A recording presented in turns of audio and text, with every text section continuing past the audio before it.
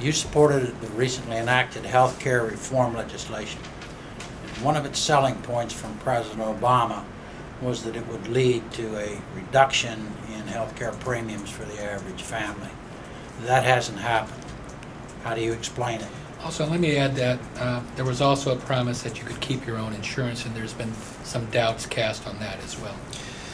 Well, first of all, if anyone expects in these few months that all of this is going to happen, that's just not the way the bill was set up. We're not going to have these exchanges that are going to be done on a state-by-state basis set up till 2014. So it would be completely unrealistic to expect that those results would occur yet. And I've had some people tell me they've gotten a letter from their insurance company saying, because of the health care bill, we're going to increase your insurance rates. To which I say, have you ever gotten a letter from them in the last 10 years increasing your insurance rates? And they go, yes, every year. So the absurd notion that this is simply because of the health care bill flies in the face of why I voted for the bill. I've gone to these counties every year throughout my time in the Senate. The most consistent comment I have heard from people is, you've got to do something at the national level about health care because the insurance companies are completely dominating us, jacking up our rates every year to the point where small businesses were saying they couldn't even give insurance to their own employees anymore. This bill, by providing an alternative to some 32 million Americans who will finally get insurance who don't have it, or it can even be people who currently are covered by their employer who can no longer afford it, they will have an alternative. And so in my view, this bill sets up options. It is, of course, the opposite of government takeover of health care. My opponent says it's government takeover of health care. No, that's what it would be like if you had a Canadian or British system. This is an investment, a significant investment, in a private approach. But it's also coupled with restrictions on insurance companies' ability to mess around with us. And that's what went into effect recently. No more lifetime limits on coverage for somebody who has a certain condition they need to keep being covered.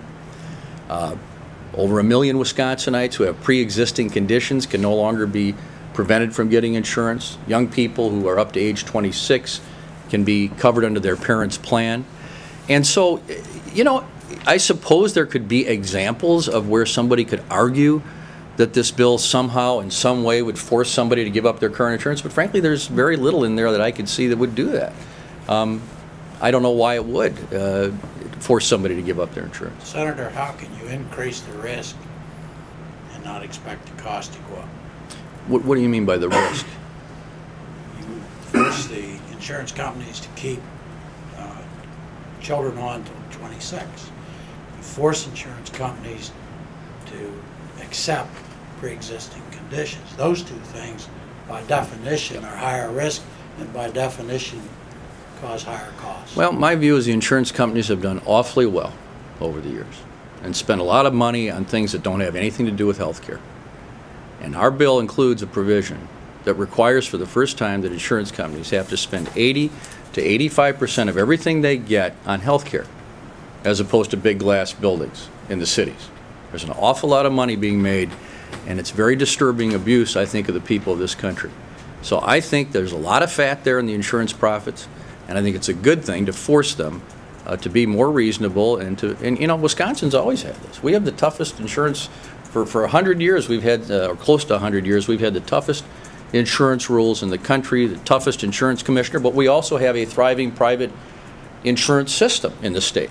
So this is essentially similar to what Wisconsin has always done. It is the opposite of sort of government taking over the insurance companies, which it didn't do.